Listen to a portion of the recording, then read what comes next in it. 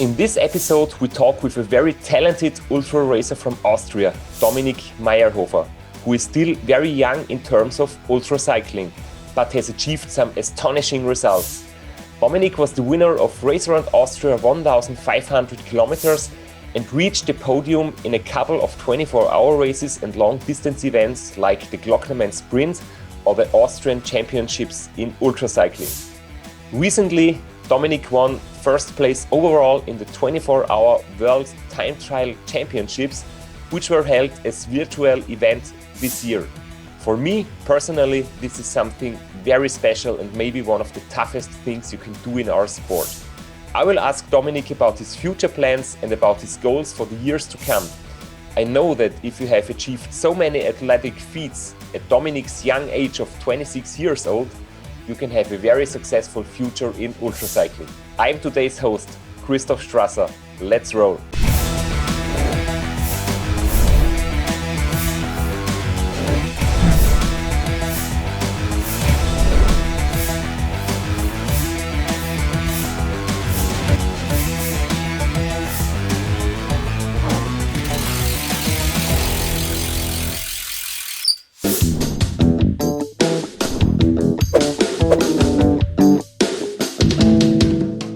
Hey Ultra family, welcome to another episode of Roadside with Christoph, which is a special edition of the Ultracycling Show, where I talk with amazing athletes from all around the world, just like we are riding together and chatting from our saddles.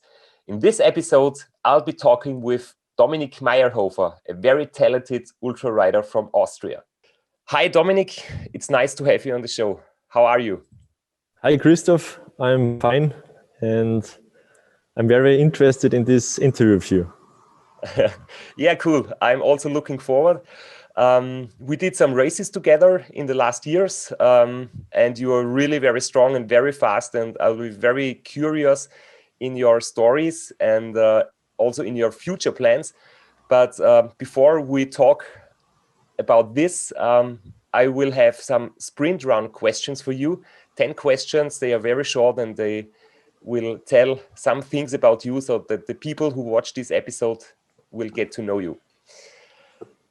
Okay, so as the first question, I would like to tell us, please, who are you in a nutshell? So your name, your age, your job, and yeah.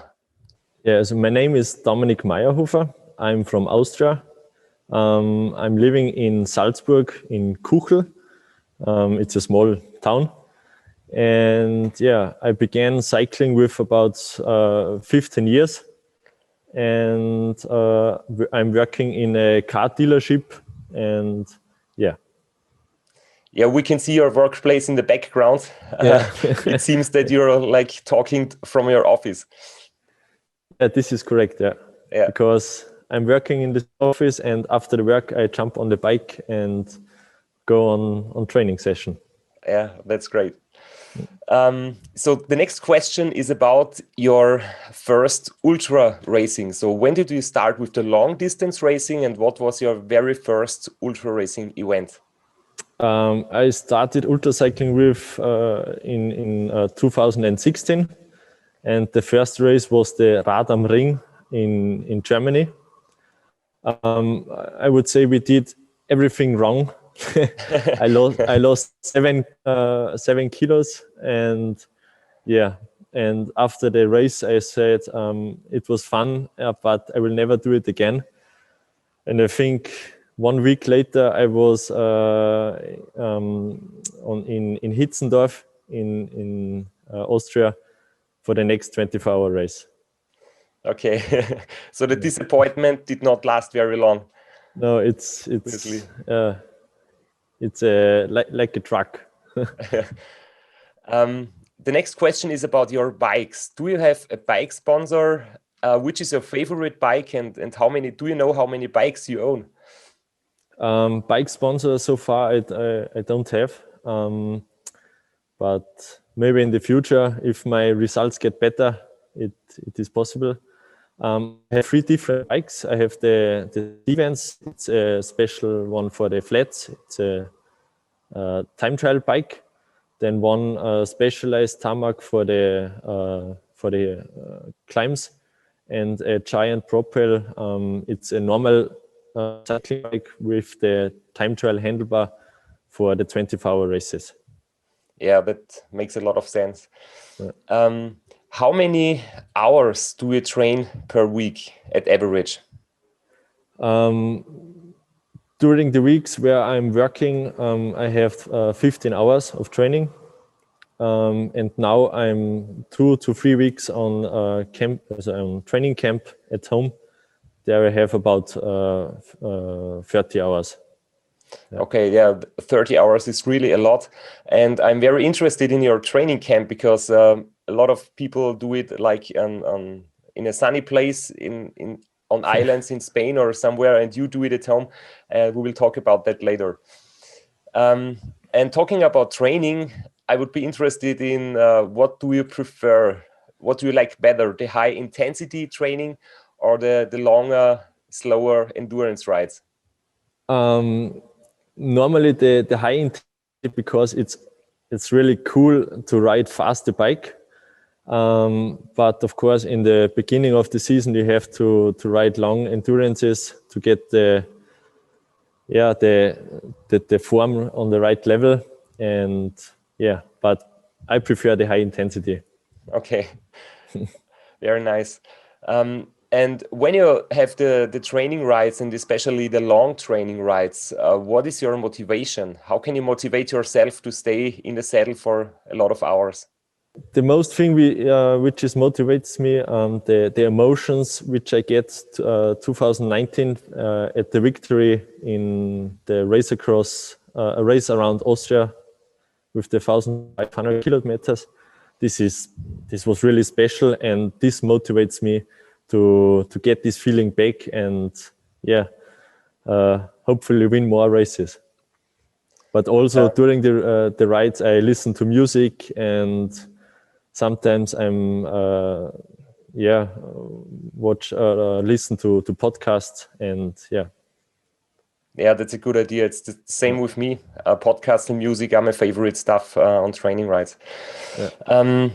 I think you have already told us about your greatest achievement when you said that the Race Around Austria 1500 was very special for you. But what is your greatest achievement? Is it Race Around Austria or maybe something different? I would say the Race Around Austria was the biggest race I ever won. But also the Race Around Niederösterreich last year, where you got the title for Austria. I got third. It was really great to stand on the podium next to you. This was a special moment.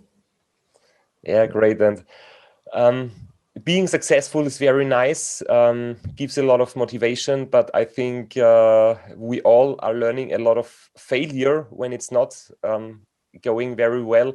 What was your most painful failure? What do you think? I think in 2018, I rode the first time the 1,500 kilometers in the Race Around Austria. And we gave up after one day, and after that I fell in a hole for my motivation, and it was really tough to get out of it and to motivate me for longer distances. This was one of my biggest failure, or my painful failure. Did you learn a lot from that? Did you know the reason what was going wrong? Yeah, in first I have problems with my stomach, but afterwards I would say I have too much pressure on my own side, and so the stomach problem was kind of a reaction of the body of this pressure. And after that I started with a little bit of mental training, so you can motivate you more for this long distance races, because 24-hour rides you get on the bike, and after 24 hours there is the motivation not the big problem. The longer distance. Yeah, that's true.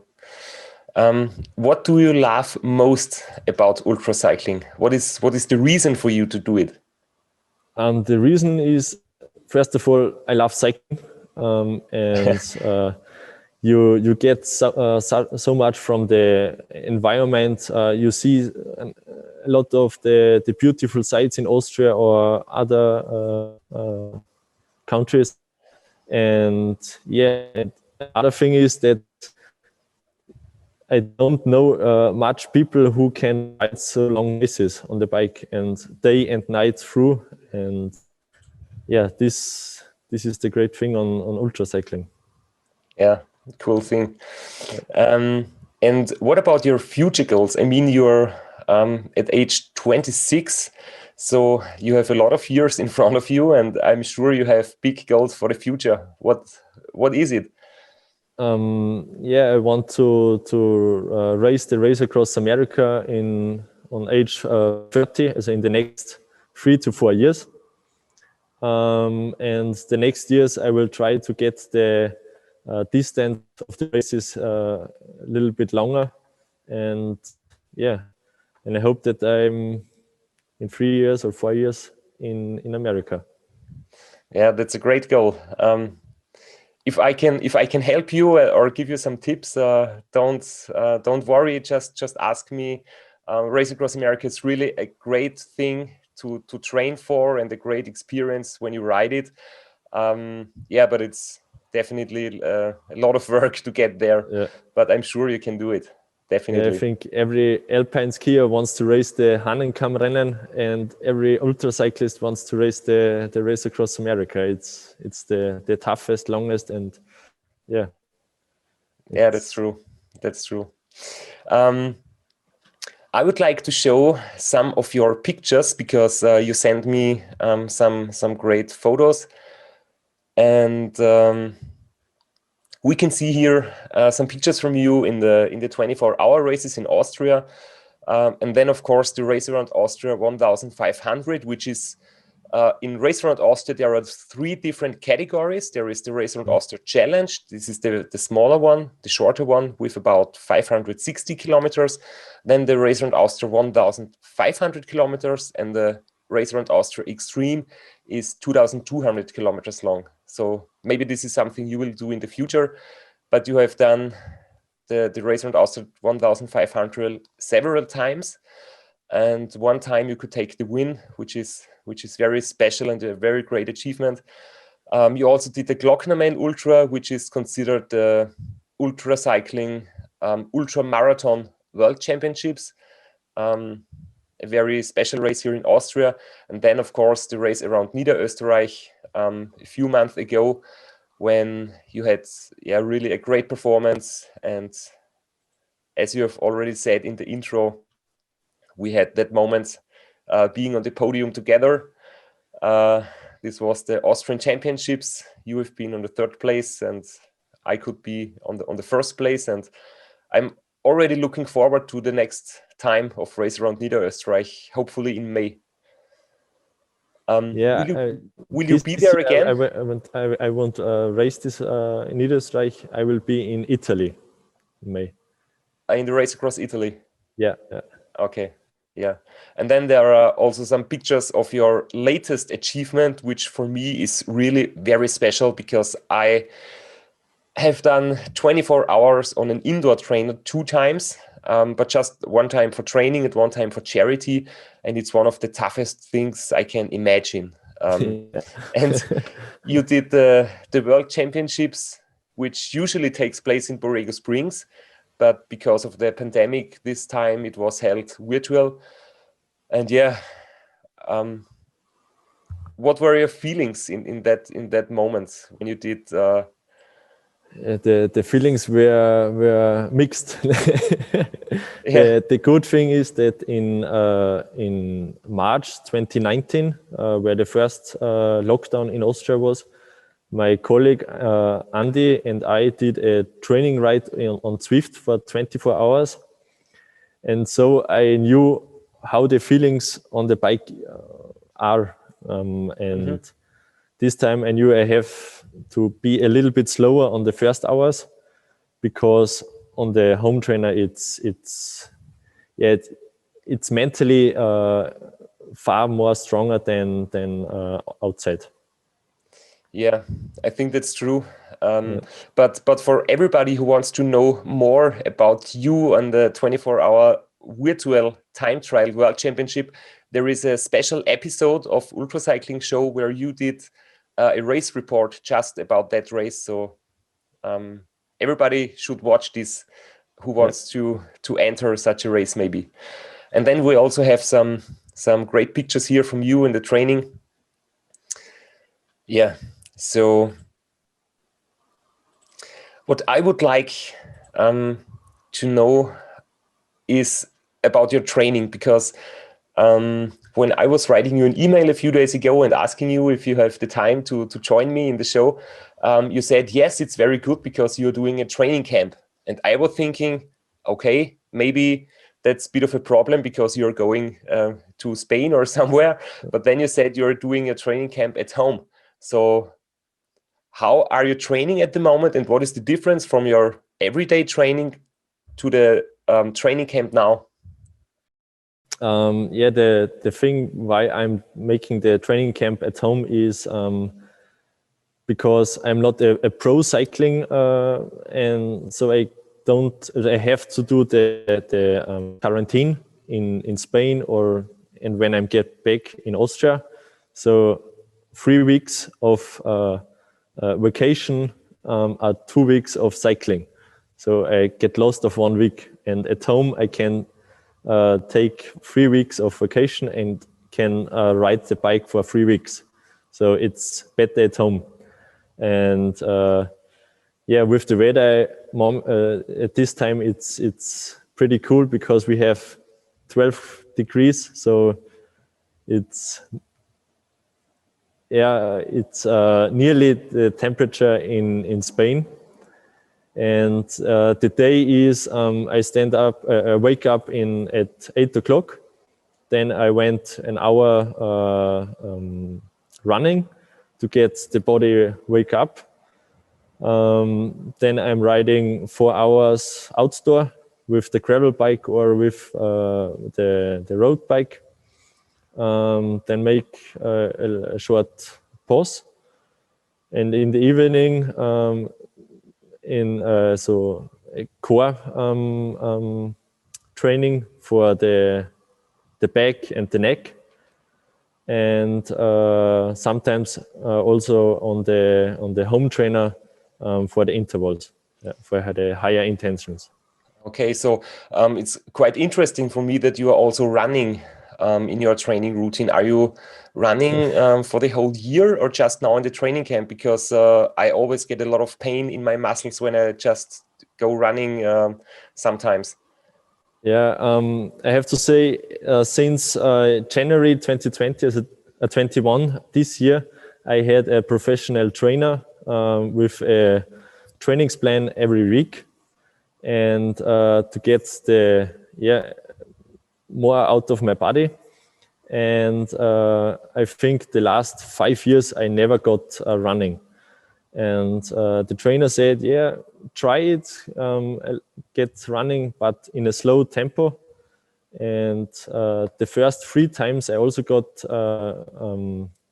pain in my legs, but now it's getting really, really good, and it's a little bit activating in the morning the body. So it's not bad. Yeah, definitely. If your muscles are not too painful, it's definitely a good thing. Yeah.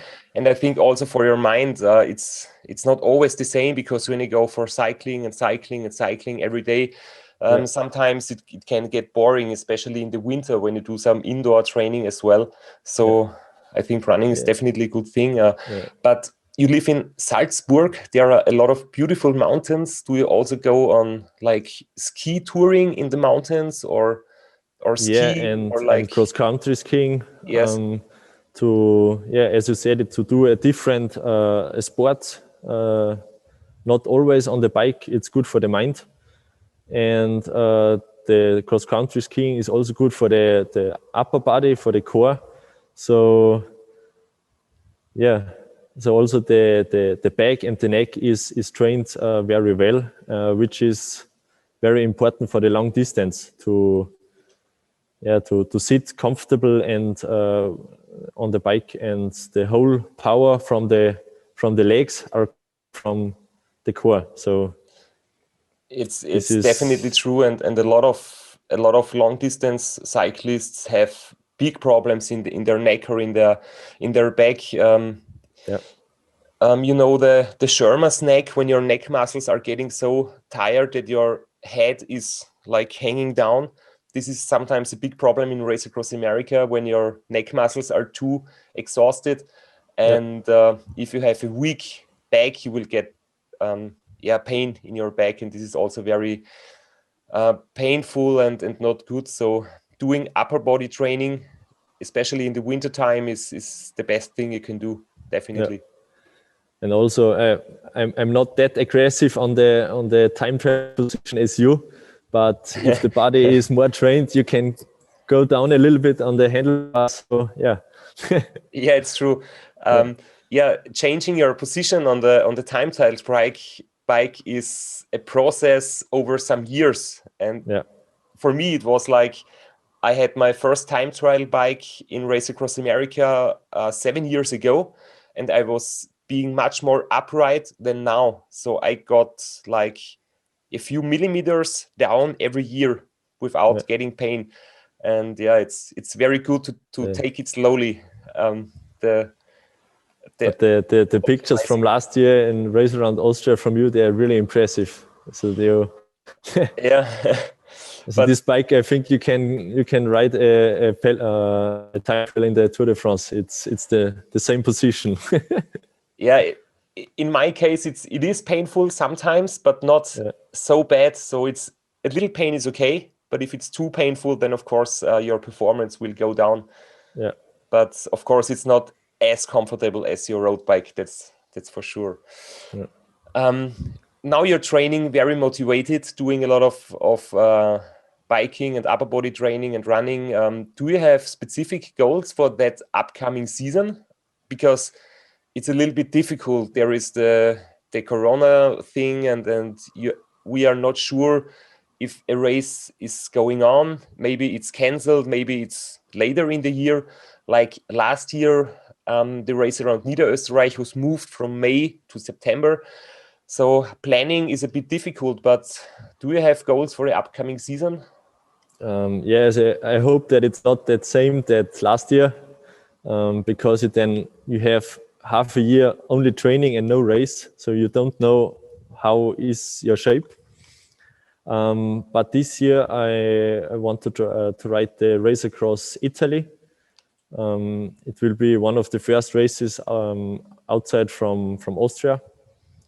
Then I will ride the race across Germany, from Flensburg, from the north of Germany, to Garmisch-Partenkirchen. Because normally I'm not very good at the flat races. I much more prefer the mountains, and the race across Germany is really flat. So I can train the flat passage very well and see how it is going. Yeah, and let me just tell you one thing. If you want to go to Race Across America one day, you will definitely need good skills in the flats. That's very important. Yeah. So I have to train this, because in Race Across Race Around Austria, I had the problem from Vienna, Burgenland. It is so flat, and I'm really I like it then when you see, oh, you're in Styria and the first mountains are coming, and then my motivation is rising. But I'm not sure how heavy you are, your body weight, because you're quite tall and you're not the very lightest guy, I think. So I think your body is like perfect for flat ride, because the best riders in the steep mountains are very like small and lightweight. So what about that? Yeah, as I have 75, 73 kilos. It depends on the day. And yeah, but normally I'm at the short section, I'm very good at time trialing. But so at the Niederösterreich Rennen race, I started with about 280, 300 watts. Because I knew you also are pushing about 300 watts. Yeah. So I think, yeah, I have to try it. And yeah, but after some hours, I think I think I have to do a little bit less. And yeah, but with the trainings plan which I have this year, it's getting the curve is getting up, and it will be better and better. And yeah. Okay, cool. Exactly. So you want to do the race across Italy, the race Yeah. across Germany, and do you have another goal for the upcoming year? Yeah, the 24-hour Cup in Austria, which are 3 24-hour races in Keindorf, Grieskirchen, and Hitzendorf. Yeah, I think in Keindorf it's the nationals for this year. Yeah, in that's true. 24-hour. Yeah, and yeah. But after the race across Germany, there's only 1 week to recover. Then is the first 24-hour Cup race. And then on the end of July, it's the 24-hour nations in Grieskirchen. Okay. Let me just ask you one thing, because I do not know myself exactly. There is the race across Germany and the race around Germany. And I'm not sure if one of these two, or maybe both of them, you can like start whenever you want. You just choose a date and then you go. And when you finish, the race is done, but it's not like all the riders are starting at the same time. So do you know what? This was the race around Germany. Was this? Yeah. Okay. Okay. So the race across Germany. Across Germany, there are 2 different distances. One is about 700 kilometers. It's from the west to the east. And the 1,100 kilometers, which I will ride, hopefully, if the pandemic is going well, is from the north, from Flensburg to the south to Garmisch-Partenkirchen. And this is, I don't know, it's in the beginning of July, I think, yeah. Okay, yeah, perfect. Do you know which races you will take place this year? Yeah, I will do the race around Niederösterreich again. Yeah. Because I really liked the race, and I was winning it last time. So it's like when I'm defending champion, I would really like to do it again. And the organization is very good. And then it is depending on the situation. My very big goal, it's like a lifetime goal, is to try to set the 24-hour record to 1,000 kilometers. And for this, I am planning to do it in Colorado, because it's on higher altitude. That will be in September, and like 2 months before, I would do another 24-hour ride somewhere here in Austria or in Europe, like as a test. And yeah, that would be my 3 big races that year. But if something is not working out, maybe I'll do the race around Austria again. So we will see. The extreme one. Yeah, of course. I really like the long one. But I would like to ask you about the 1,500 race around Austria. But before that, let's look back on some of your other achievements, because your first really big result was the Glocknerman Sprint. You did that race 2 times, in 2017 and 2018. And both times you have been on the podium. Yeah. So how many kilometers and how much climbing is it? The Glockenman Sprint is about 450 kilometers, and with 7,000 altitude meters. So it's getting really, all the time it's going up. and it starts in Graz, where the Glockenman Ultra also starts. And then you drive up to the Edelweißspitze on the Großglockner. And the ultras are getting back to Graz, and you finish on the Edelweißspitze. And of the beginning of my, I would say, ultracycling career, it was a really good race because it's not too long, but you can push through a day and a night and get the feeling from the night and the sleep, which is every how should I say, every night is difficult for your mind. So this was good to come in the feeling of an ultracycler. Yeah, definitely. I think it's one of the perfect ways to get into the sport. It's like a learning race. Yeah, it's not too long, and yeah, this was I think a really good decision. Yeah, and I think it's very special because the finish is on the highest point in the Austrian mountains. So it's the Großglockner is the highest alpine pass, but then the finish is not on the pass, but on a small road which is even higher than the Großglockner.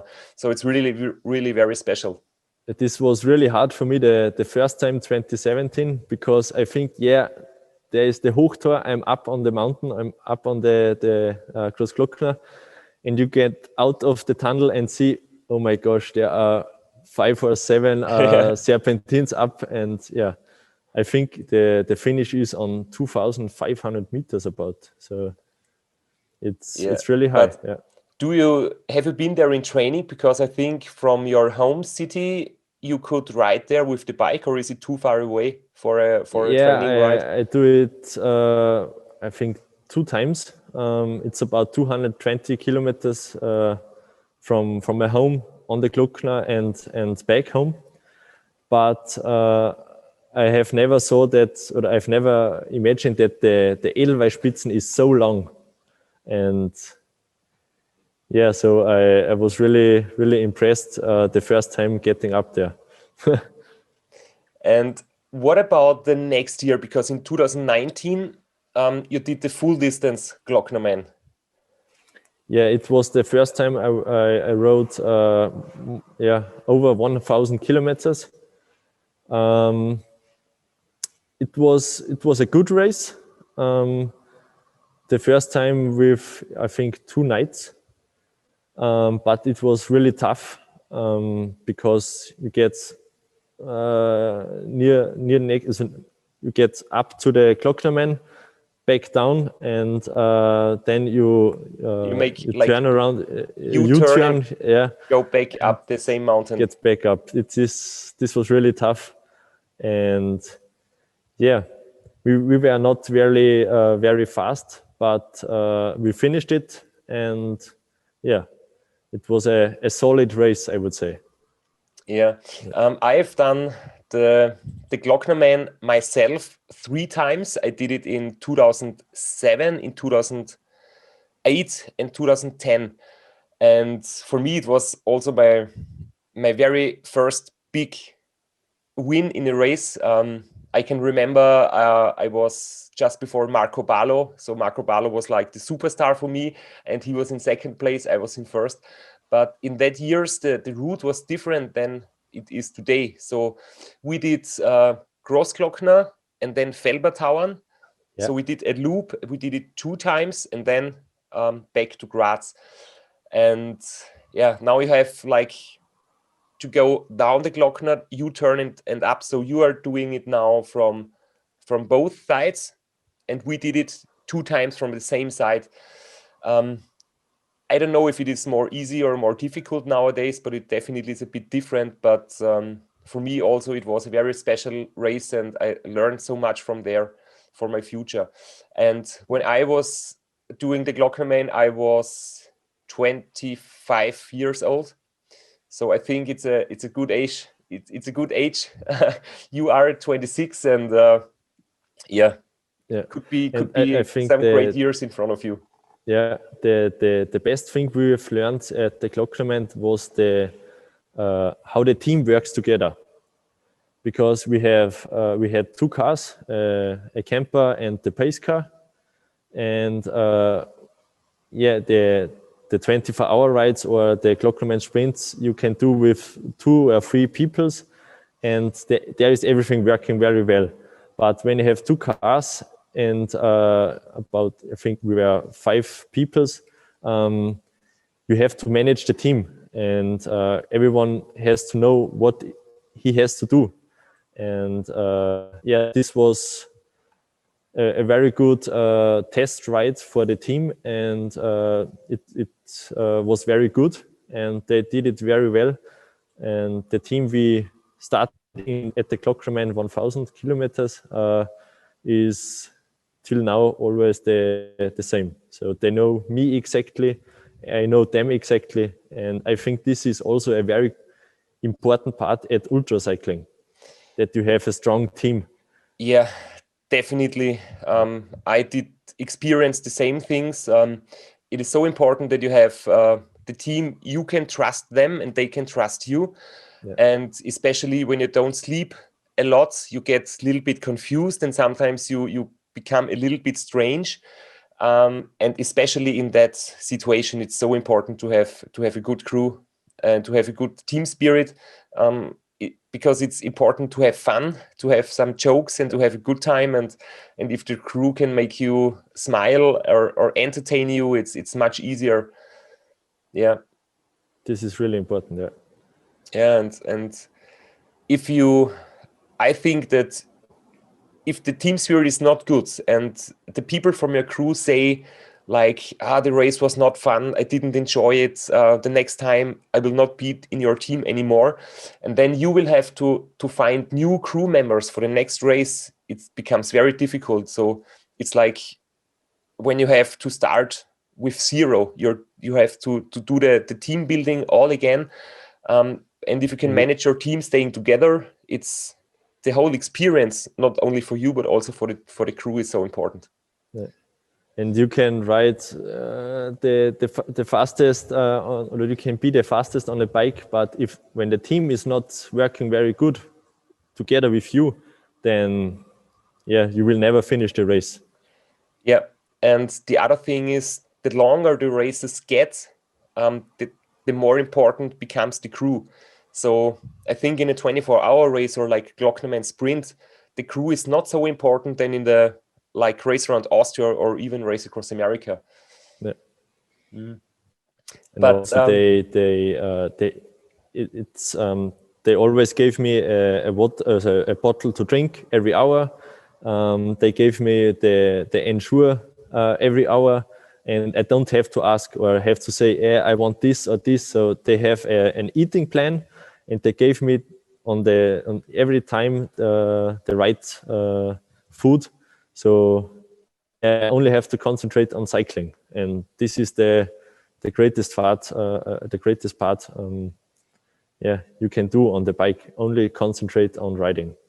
Yeah, that's so great. But it's also very important that you, the rider, is able to trust your crew members and to let go. Because if you want to control everything, if you want to make the decision yourself, and if you say, I'm hungry, I'm thirsty, and I need this and I need that, then it becomes very difficult. So yeah.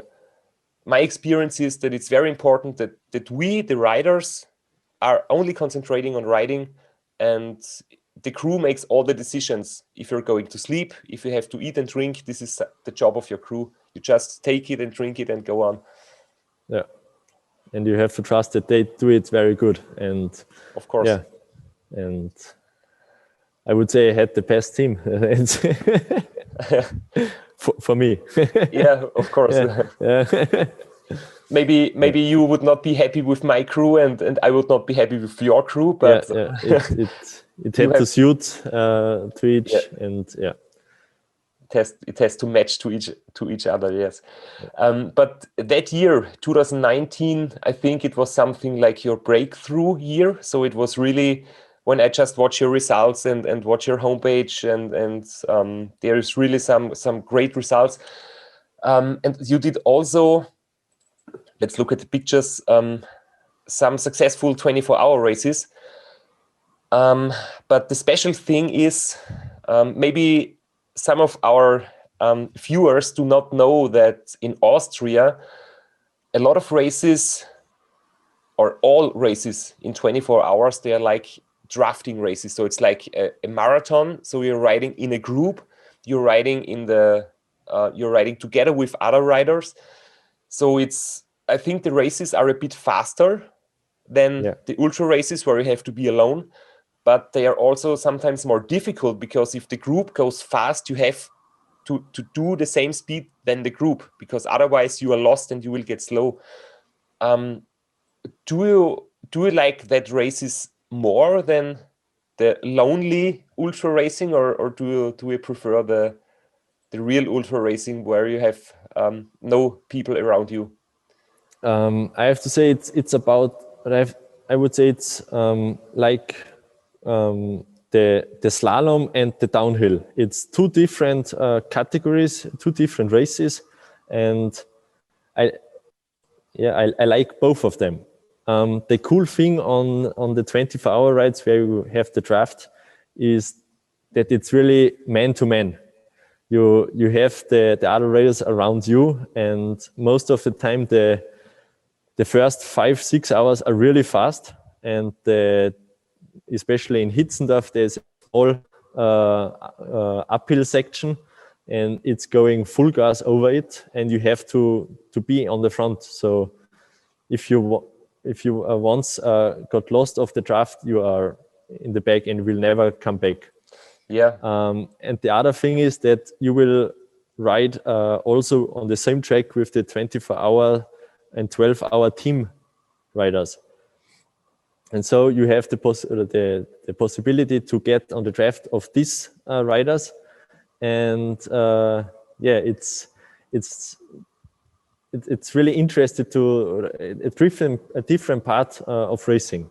Yeah, and then it gets really fast. So I also did a lot of these races, not in the last 3, 4, 5 years, but in my early years I did a lot of these races, and I also did other training that time, because when you train for these races, you have to do more sprints and more attacking, and because the team racers, the loops of these races are not very long. They are like 5 kilometers or maybe 10 or 15. But the fast team racers, they are like exchanging after half an hour. So they go full speed and then take a break, and the other one comes into the race and goes again full speed. And the solo riders are trying to stick with them on their back wheel and try to not get lost. And this is really tough. Yeah, but I think it's because when you get future. Because when you get over the hills with the team riders, then you can recover a little bit in the flat sections, because then you have the draft. So it's a little bit of gambling if you can do it 24 hours or you get knocked out. Yeah. And in that year, you were the winner of the 24-hour Cup, or you have been on the podium, and you won that one race in Hitzendorf. Is it true? Yeah, Hitzendorf I won last year, 2020. Okay. But in 2019 I was second at I think it was Grieskirchen. It was the nationals of Austria. Yeah. Yeah, and then the funny thing is, I think when I was 17, I got second at 500 meters time trialing on the Ferrer-Dusika Stadion. Really, on the indoor track? Yeah, at 500 meters, and several years later, I got second at 24 hours ride. Yeah. so the development is very good. Yeah, it seems you're a collector of Austrian Championship podiums. Yeah. Great. I didn't know that. But then I think it was very special. You have been the winner of Race Around Austria 1500 in 2019. And what is very special about that race is it was so exciting close, because the second place was just 8 minutes behind you. And a few hours before, you have not been in the lead because there was Philipp Keider, another racer from Austria. Exactly. He was in the lead, but then he got problems, especially mental problems. And then he had to DNF, and you could take the first place after that and then keep the first place to the finish line. But did you believe that you can win that race when you've been in second or third position, or did you just give your best and don't even think about the result? I have to say, during a race, I never want to know in which position I am. So I only want to ride my pace and what I can do. But after the Glockner, which I think it's the last 250 kilometers, I knew exactly from my training, because in this area I am at home. And then they said, you are third. And they said, okay, third, yeah. So I know exactly that the Därntner Sattel is coming, and it is really steep. And yeah, I pushed everything. And up on the Därntner Sattel, I was also no third, but I knew Philipp Keider is far away. I think he was 3 hours in front of me. And on the uphill section, suddenly I saw a car on the side of on the street, and I think, what is going on? It's Philipp's car, and yeah, I saw him lying on the ground and sleeping. And yeah, I remember I said, "Hey, Philipp, come up and get him on the bike." And yeah, then I was driving down to Bischofshofen, and then the pace car, or the camper, was down there to get on the time trial bike. And I said, what is going on? There was Christoph, there was Philipp Keider, he's first. And they said, yeah, we don't know exactly, but now you are second. And so I got on the time trial bike, and Andreas, as my colleague, who is also in the pace car, he said, Tommy, normally you're riding 220 watts. So when you ride about 300 watts to the finish, I think you can win this race. And he said, yeah, oh my gosh, it's about 200 kilometers with 300 watts. Okay, yeah, after 2,000, after over 1,000 kilometers in the legs. What was the gap? How much, the leader of the race, how much was he in front of you? How many minutes or how many kilometers? I don't know. It was over half an hour. Oh, that's a lot. We were in Bischofshofen, and he was on the Pass Lueg in Golling. The good thing is, it is my home street. I'm training there every day, and I knew on this time it was about 7 or 8 a.m. as in the morning. There is always a tailwind, so we pushed it out, and there were many people from us, and were cheering to us, and we were so motivated. And it was, yeah, I was from the hair to the top, full with adrenaline. Yeah, you get into the beast mode when you know that the people are here motivating you. You can maybe catch the first rider, and it's your home place, you know all the roads, and I can imagine that you can get all the energy which is left in your body. Yeah, I never felt a pain in this section, so it was only riding and hunting the first as the leader.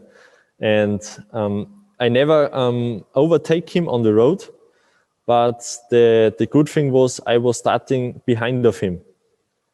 So this was the only thing I overtake him virtually 8 minutes. Okay, so he reached the finish a little bit before you, but you have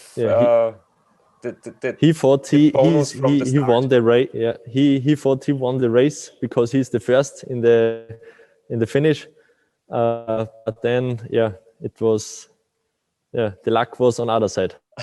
Yeah, I'm sure it was not luck, but it was well deserved. It was a great performance. It took you 2 days and 15 hours. I've just shown the picture.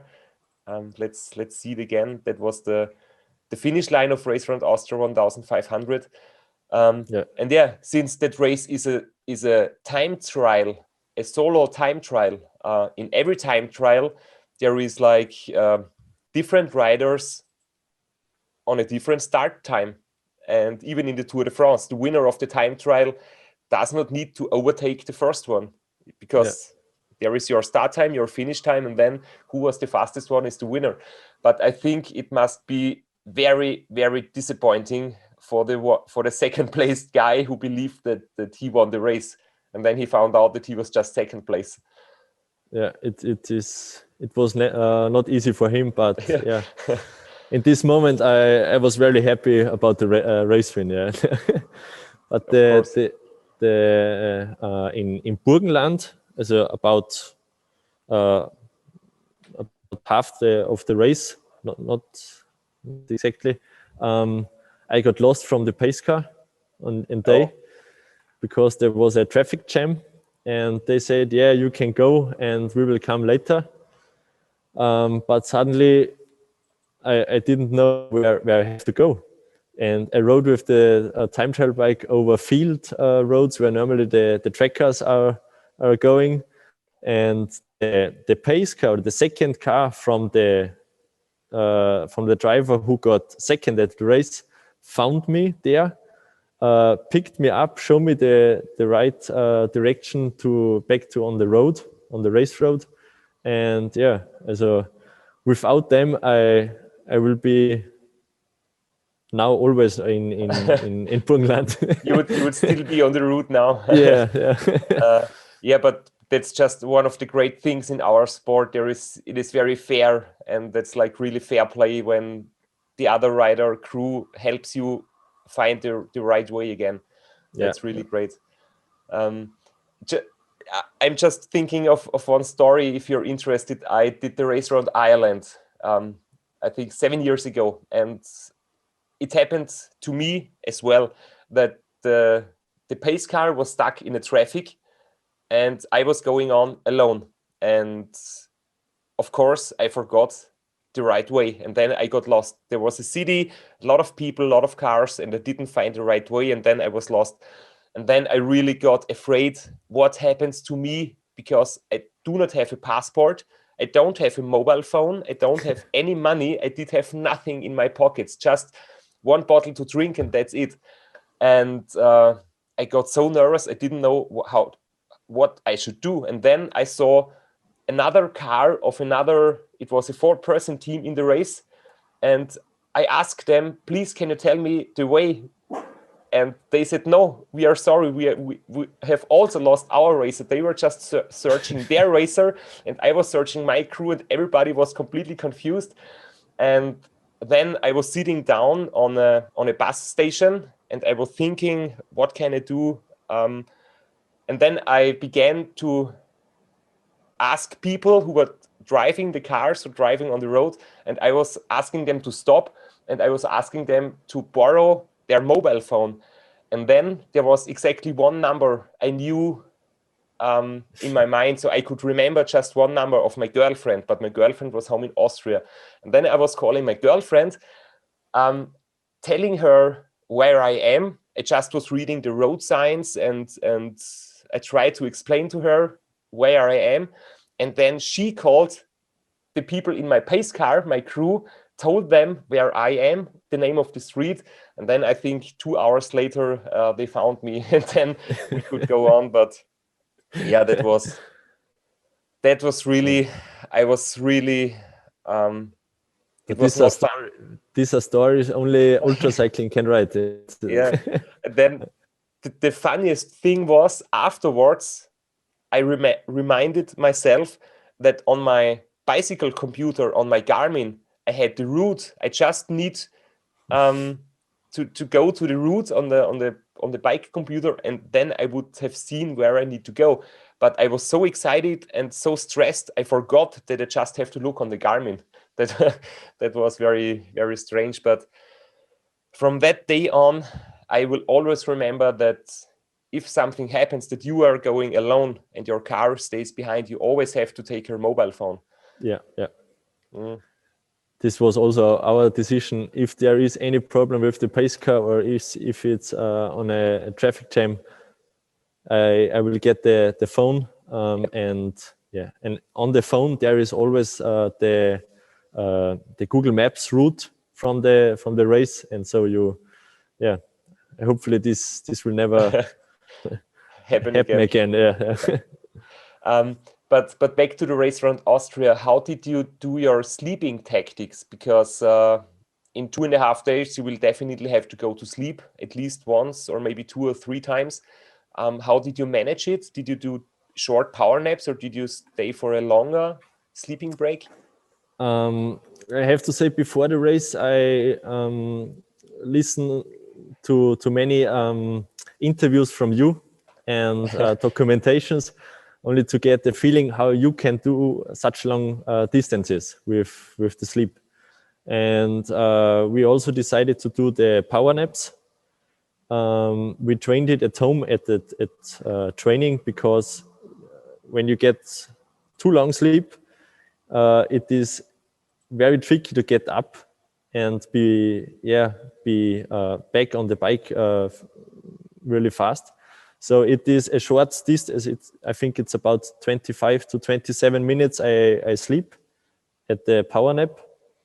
And then in this time they changed my bicycle, so my outfit, my shorts and bibs, and cleaned the car.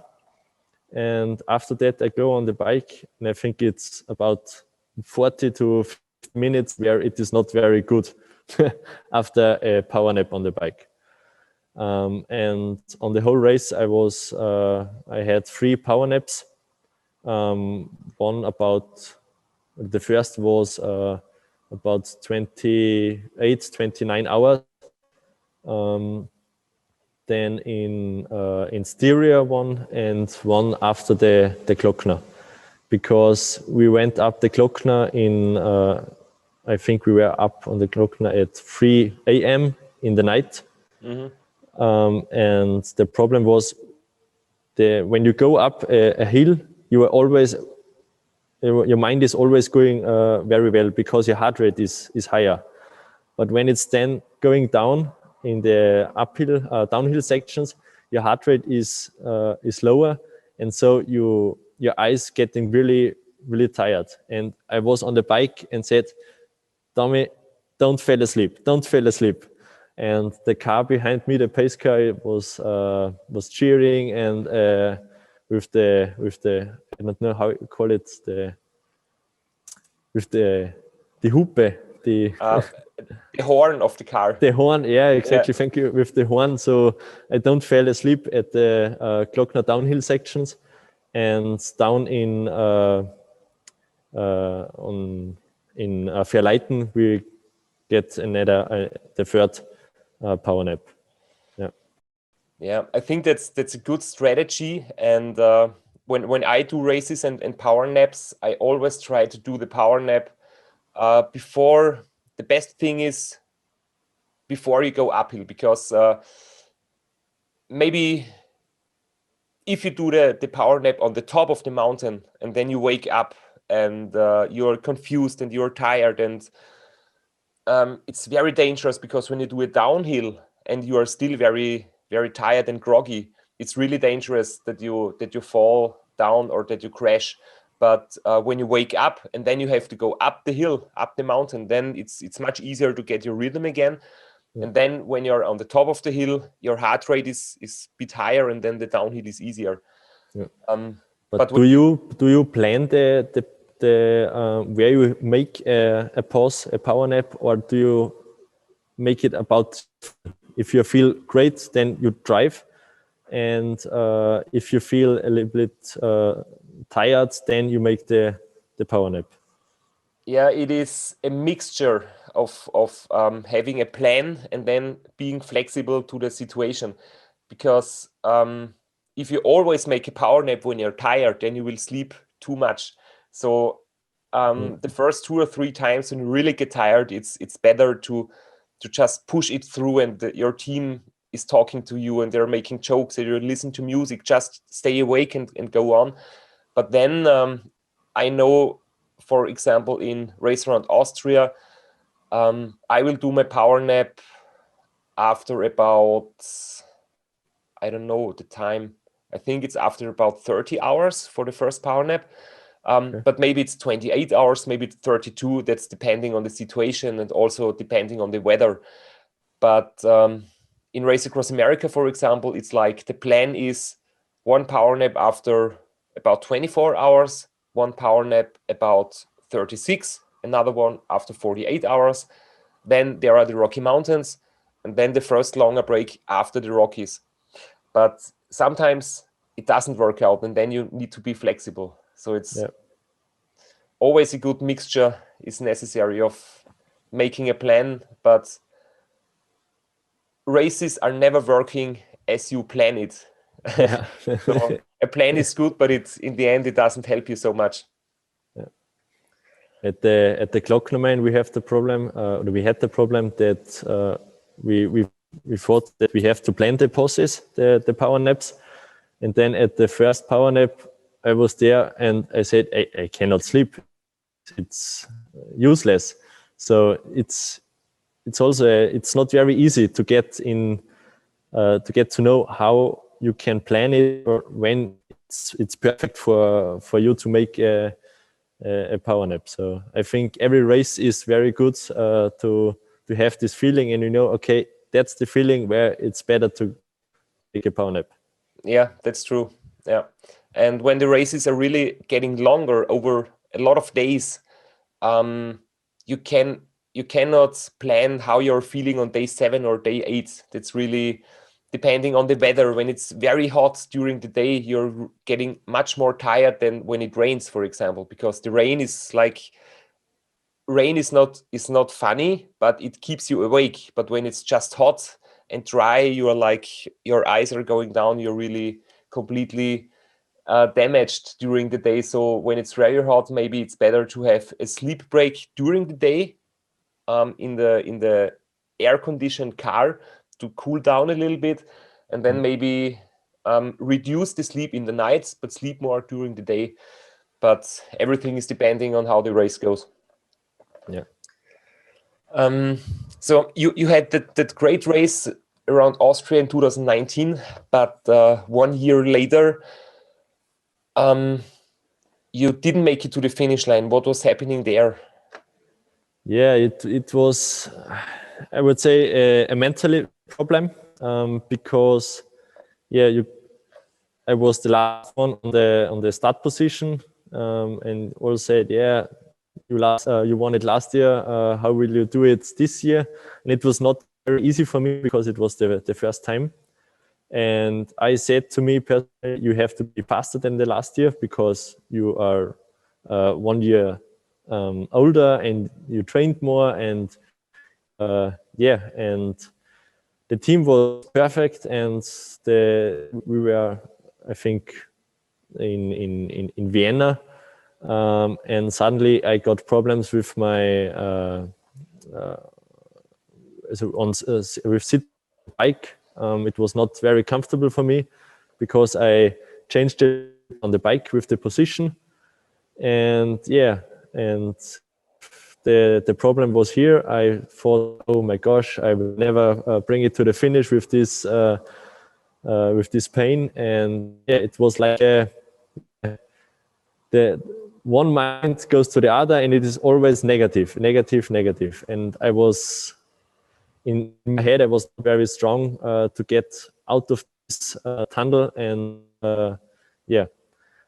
it was not very easy for me. I said I will never do a race again, and this year is over for me. And I think I spoke 1 week after the race, nothing with my parents, with my sister, because they said it was not, and it is good to make such feelings, but I was really, really down. I think I can understand you very well, because when you're the defending champion and you had you have been the winner of the race from last year. The people are expecting a lot, and especially yourself, you are expecting a lot. I think this is the big problem, the self. Yeah. Sure. The self expectation. And then I was also talking with Philipp Keider a few days ago, and he was also saying that he was quitting the Race Around Austria 2 times, and 2 times he had the same problem because he wanted to do it perfect. He wanted to have the perfect race.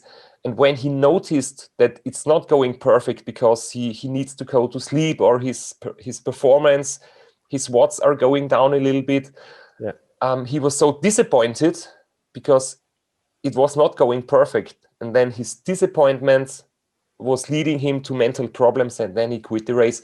And what I found out is there is never a perfect race. You will never have a perfect race. You must accept that you will never have the perfect race, and sometimes your power is going down, sometimes you need to go to sleep a little bit earlier, sometimes you are feeling bad, but this is always part of the game. So yeah, it's always the same problem. Your own expectations are the problems most of the time. Yeah.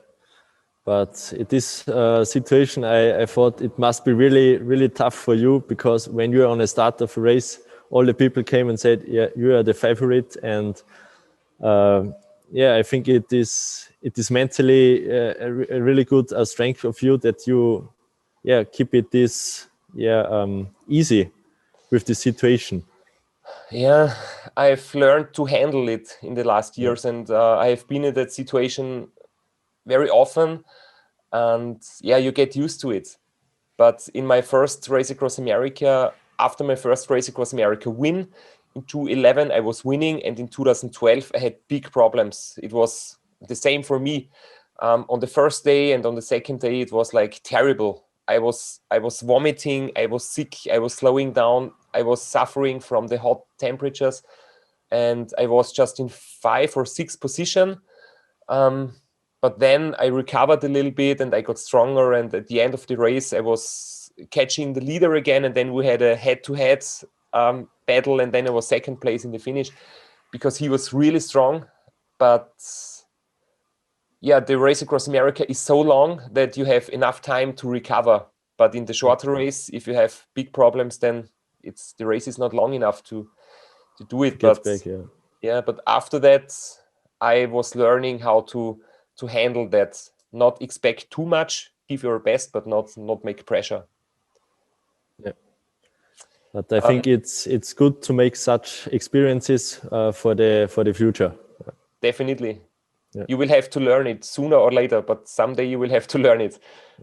And after the race, I was texting to Philipp also, because he also get not the finish line, and we all we said the same thing. It's the watts. You always say, or have to, or are watching to your watts which you are riding on a bike, because in the training you ride this, and in the race you have to ride this.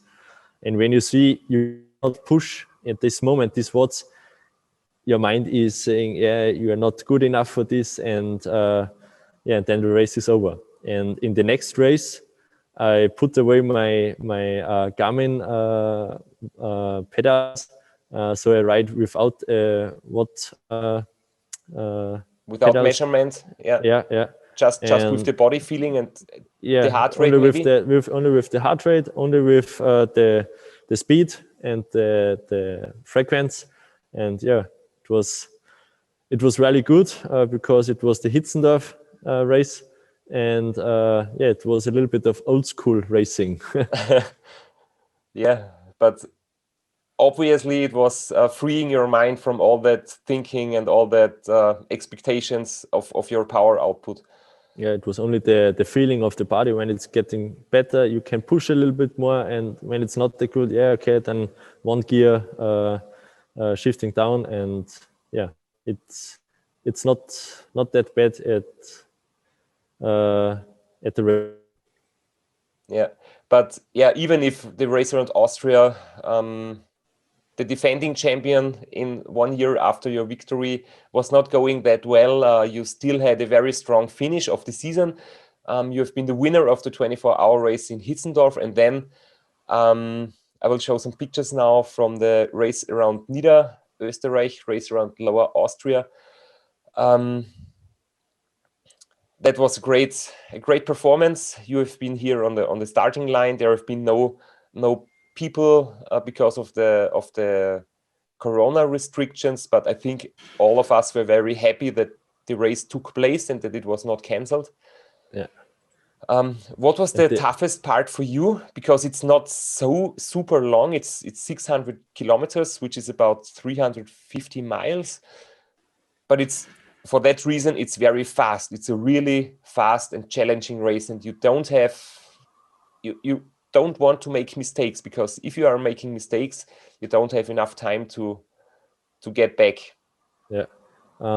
As the start was very late, which I really like, because then you have the night in the beginning of the race. Yeah, the start is about 6 p.m. in the evening. Yeah. And the problem I made was that I rode or I started the race with a short bib, with the short yeah. And I remember before of the start, I saw everyone with long shorts and long t-shirts, and you say, yeah, I think you need the Knielinge, so only over the knees. Knee warmers. Yeah. And I think, no problem, I can do it. And I think it was 5 a.m. as the next morning. It was really, really cold, about 3 degrees in Niederösterreich. And I had such pain in my knees because they were so cold, which I had about 2-3 hours pain in it, and it was not really good. But after some massage from my team, it is getting better. And yeah, so the next time I knew when it's getting cold and all the others knee warmers, you also have to drive with knee warmers. Yeah, but most of the riders, they had leg warmers, the long ones, and I think there have only been, I don't know, me and some others, or maybe only me, I'm not sure. But for me, the worst thing is when I'm feeling too warm. I hate it when it's too warm. So if I have the choice, too warm or maybe a little bit cold, I always choose the option. I take the shirt, the short one, or maybe just the knee warmer. So maybe it's getting a bit cold, but I like it better. But on my Garmin bike computer, it was like 1 degree in the night in the mountains, and it was really, really cold. But I stick to my knee warmers until the finish line. But in that picture, we can see that you changed to the long ones, to the leg warmers. When did you change? It was in I think it was Wiener Neustadt. So before, I think 20 kilometers before the mountains up to the Semmering, we changed it because it was so cold there. And especially as I have never knew that Austria have a city or a village called Kalte Kuchel. And I always remembered why it is named Kalte Kuchel, but now I knew because it is so cold there. Yeah, the translation of that name of the village is like cold kitchen. Yeah, and the name is for a reason, because it's really one of the coldest points in that part of Austria. Yeah. But I have to say the race was pretty good organized, and the speeds are very good there. So the first sections are really flat. So it was not easy for me. But then on the Semmering, on the hills, it was very fun for me. But I can remember I was overtaking you, I'm not sure, after some hours in the flat section, and I thought that you were very fast in the flats.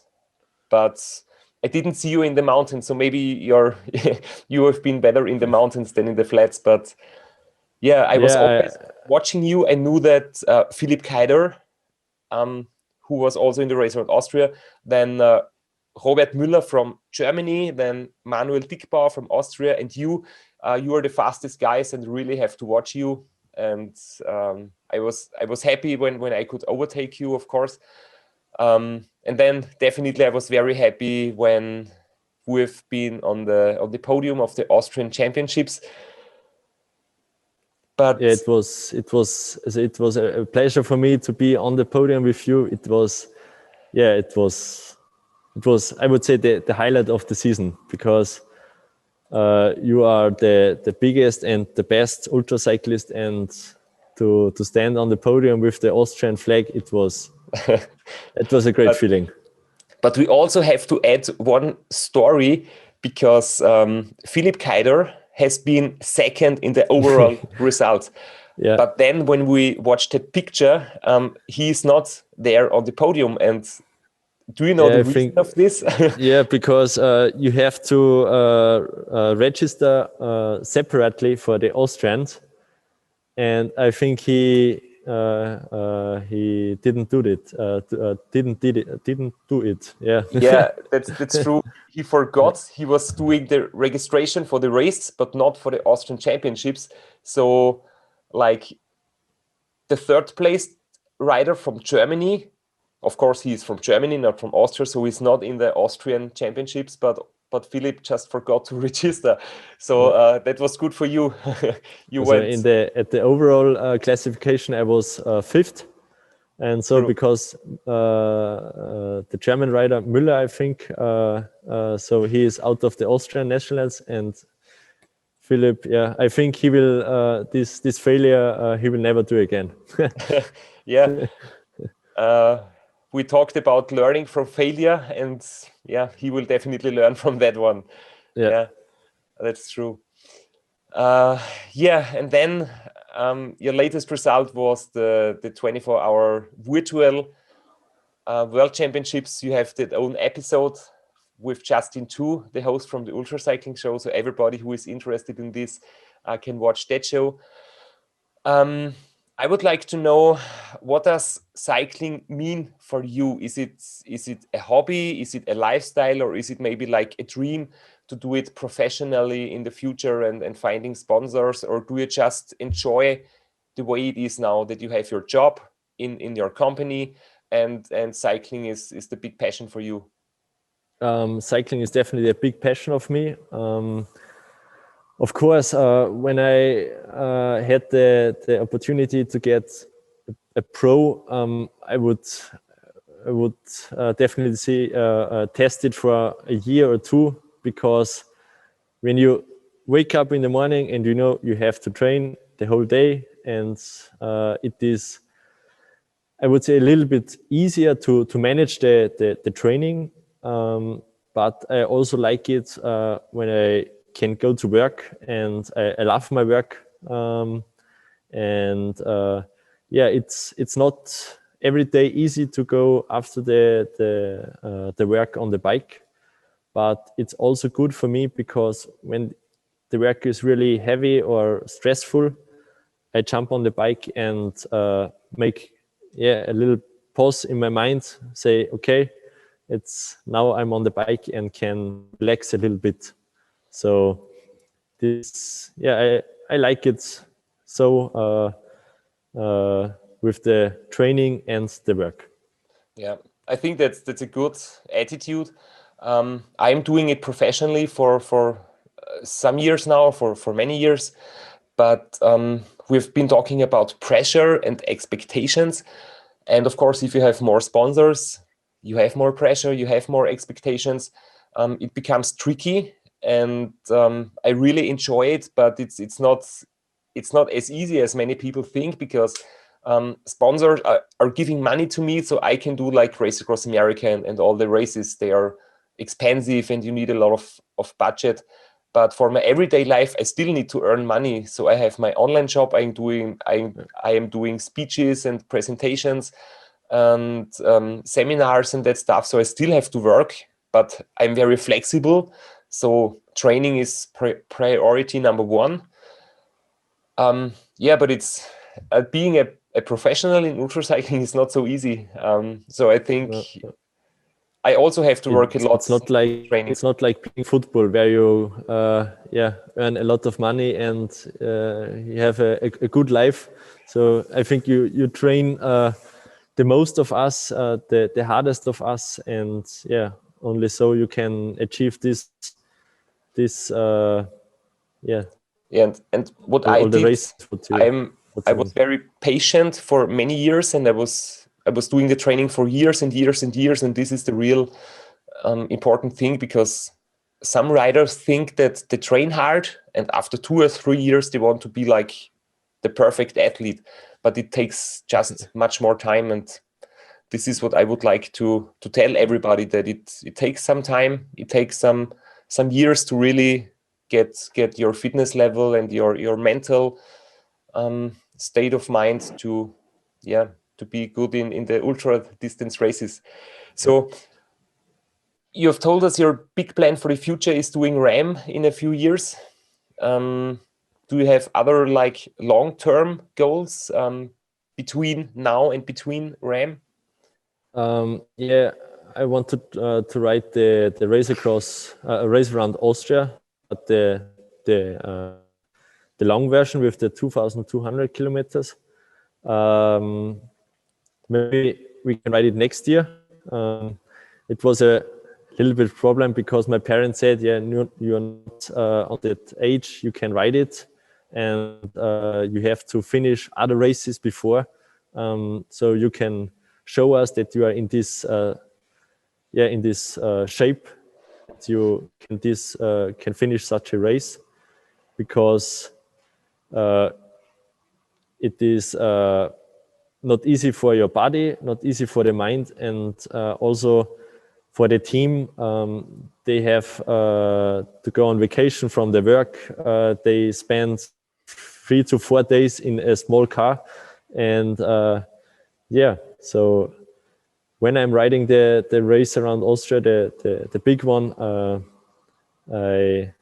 I should be in this shape that I can finish it. And when I want to finish a race, I want to be one of the guys. So I don't want to ride in the back of the field. So it's because I'm a race driver. So I always want to be one of the fastest. And I think that's a good motivation. It is mostly it is a good motivation, but often it is not easy, if we said it before, with the self expectations. But a race is a race. I also like being competitive, and the competition is really motivating me. And a race is a race, and that's the difference. When you go for a training ride, you can do it in your own speed, but when you're in a race, you also want to be on the top of the result list, definitely. A question, Christoph. How do you plan your race across America? I saw it that you go about 2 or 3 weeks earlier of the race to America. How is your perfect way to organize the RAM? The perfect way is, I think some racers are doing the organization stuff with the crew, or maybe one of the crew chief is doing all the flights and the tickets and the hotel and the rental cars and everything. But I'm a bit different there, because I'm doing like it professionally. So I think it's my job to do all that work before, because my crew, they are taking 14 days of their holiday from their job. They are like giving 14 days of their time to me and to my goal. So I'm doing all the work before. But then, of course, I go to California 2.5 weeks before the start of the race. One of my crew is coming with me. And then we get one rental car, and then we drive out to the desert for training, because when you do heat training in the winter, I've seen pictures of riders doing in the sauna, training rides in the sauna. but I think that doesn't make sense. It is good for pictures. The photographer will be happy when he can make pictures of you training in the sauna, but it doesn't make any sense for a heat acclimatization. So, because the effect of getting used to the heat only lasts for a few weeks. So you need to do it before the race and not a few months before. Yeah, and then going there, there is nothing to think about, nothing to work, everything is done. You're just there for 2 weeks waiting for your other crew to come there and getting used to the heat, doing test rides with your 2 or 3 different bikes and test the setup. And we are always cooking, not going to a restaurant, because you never know, maybe you get food which is not perfect. So cooking on our own is the perfect way to get good nutrition. Yeah, and what I found out, the perfect state of mind before the race across America is when there is no doubt and no question in your body, in your head. So you really need to calm down. Everything is clear. You really can focus on just riding the bike. That's one of the most important things, because when you think of your job and you're working and you still have some emails to write, and you have been discussing with other friends, or maybe with a girlfriend, with your wife, and you have so many questions in your head, this can be a problem after a lot of sleepless nights. And when you get tired, you start to think about all your life. So you really must to be completely clear in your head before the race starts. Okay, so the best thing is to be on positive mind, and before you get to America, everything has to organized. Yes, true. And get there and ride the bike. And one important thing is, sometimes all of us, you and me and everybody, is a little bit proud, and sometimes it's a little bit difficult to ask people for help, because you're training, you're organizing, you're talking to sponsors, and you did so many things on your own. And sometimes it's just a little bit embarrassing that you ask somebody for help, to go to your crew or to your wife and girlfriend or your parents and say, it's too much for me, please help me. But this is so important. But some people, they're not able to tell another one, please help me, it's too much for me. But none of us is strong all the time. Sometimes you are weak, sometimes it's too much for you, and then you need people, you ask for help. This is also very important. When it's too much for you, then you cannot be so effective in your training, and it's also not very good then for the race. That's true. Yeah. So I'm really interested when I'm there in hopefully 3 to 4 years how it's going. So it's the thinking on 8 days to 12 days on the bike. It's I only can smile about it. Yeah, that's a very good thing when you smile about your future thing in Race Across America. I wish you all the best for your competitions in that season, and for your training for the upcoming days in your home training camp. And I'm looking forward to see you in another race, maybe riding with you and competing with you. And I will be very happy to help you. If you have any questions, just write me a message or an email or something. And looking forward to see you again. Yeah, thank you, Christoph. I had really, really good fun today, and maybe we can ride this year together in a race, or competitive in a race. And thank you. Have a good day, and see you. Goodbye. See you.